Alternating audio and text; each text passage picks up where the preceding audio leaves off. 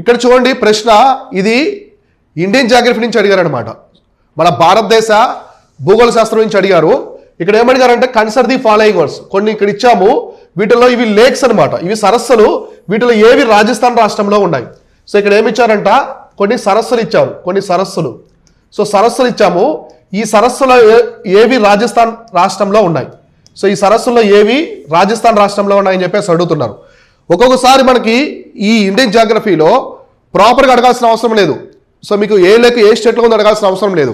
కొన్ని important lakes అన్ని కలిపి ఏ రాష్ట్రంలో ఉందని చెప్పేసి అడగొచ్చు, లేదా రాష్ట్రం ఇచ్చేసి కింది వాటిలో ఏ లేక్స్ రాజస్థాన్లో ఉన్నాయి ఇలా అడిగారు కదా. ఇలా ట్రెండింగ్ అడుగుతారు జాగ్రఫీలు ఎక్కువగా. ఇక్కడ మనం గమనిస్తే first lake Pichola. So lake Pichola, Pushkar lake, Sambhar lake. So ఇక్కడ చూడండి సాంబార్ సరస్సు మీకు అందరూ తెలిసే ఉంటుంది. సాంబార్ సరస్సు అనేది అతిపెద్ద ఇన్లాండ్ లేక్ అనమాట. So inland salt water lake మన ఇండియాలో. అంటే ఇన్లాండ్ అంటే సముద్రంతో అటాచ్ లేకుండా ఇన్లాండ్ అనమాట, చుట్టూ భూమి ఉన్నటువంటి అతిపెద్ద లేకు. నెక్స్ట్ పుష్కర్ లేకు. సో పుష్కర్ లేకు ఇది రాజస్థాన్లో చాలా ఫేమస్ లేక్ అనమాట, పుష్కరు సాంబారు.